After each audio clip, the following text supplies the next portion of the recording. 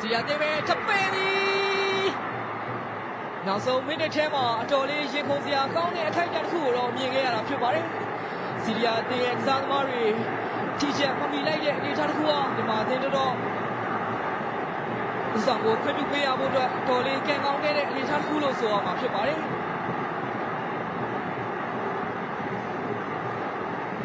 ကလေးတို့ဥဆောင်ကိုခွင့်ပြုပေးခဲ့ရမယ်ဆိုရင်မာတင်နေနဲ့ခြေစပွဲအောင်ဖို့အတွက်မကြခင်မှာထပ်မံပြီးတော့ရှင်းပြကစားမဲ့အိုမန်တင်းနဲ့အာဖဂန်တင်းတို့ရဲ့ပွဲစဉ်ကိုလည်းစောင့်ကြည့်သွားဖို့ရှိနေခဲ့တာဖြစ်ပါတယ်အောင်ဒီယာရှိကိုပေးတော့တယ်စီယာတင်းပဲလေဂျွန်နဲ့ထပ်တွဲတော့တယ်စီယာတင်းပဲတောက်လျှောက်ဆွဲတက်လာပြီ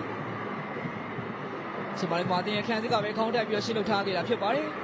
အလီဝါဆုရှင်မာလီအောင်ဒီယာကိုတော့မကြော်သေးဘူးညာလက်ရှိမှာတော့ထပ်ဆောင်အချိန်ပေါ်ကပြင်မြောင်နေခဲ့ပြီဖြစ်ပါတယ်စီယာတင်ပဲလေကိုပေးတော့တယ်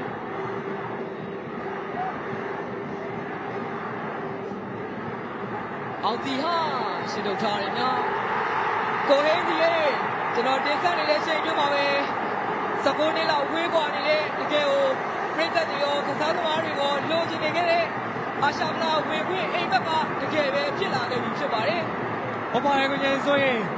ပြည်သက်တွေရောကစားသမားတွေရောတကယ်ကိုဝေးကွာနေခဲ့ပြီဖြစ်တဲ့အာရှဖလားဝင်ခွင့်ရောဒီနေ့မှာ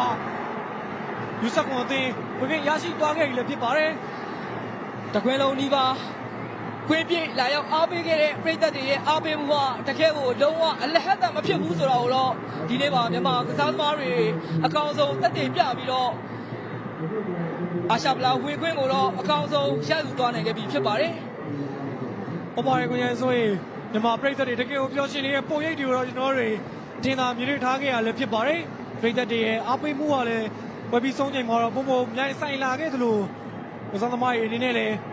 တကယ်ကိုပျော်ရွှင်နေတဲ့ပုံရိပ်တွေကိုတော့ကျွန်တော်တွေမြင်ထားခဲ့ရလည်းဖြစ်ပါတယ်ဒီနေ့မှာခြေစပွဲအောင်မြင်ဖို့တက်မှတ်ပဲလိုတော့တဲ့အခြေအနေတစ်ခုမှာမြန်မာအသင်းတကယ်ပဲတက်မှတ်ကိုရအောင်ယူပြီးတော့ခြေစပွဲကိုကောင်းကောင်းကြီးအောင်မြင်အောင်စမ်းဆောင်သွားနိုင်ခဲ့ပြီဖြစ်ပါတယ်2006ခုနှစ်နောက်ပိုင်းပထမဆုံးအချိန်မြန်မာယူဆက်ခွန်အသင်းအာရှဖလားကိုတော့ဝင်ခွင့်ရရှိခဲ့ပြီလည်းဖြစ်ပါတယ်ဒါကြောင့်မြန်မာယူဆက်ခွန်အမျိုးသားအသင်းလာမယ့်2026ခုနှစ်ဆော်ဒီအာရေဗျနိုင်ငံမှာကျင်းပပြုလုပ်မယ့်အာရှဖလားပြိုင်ပွဲကိုတော့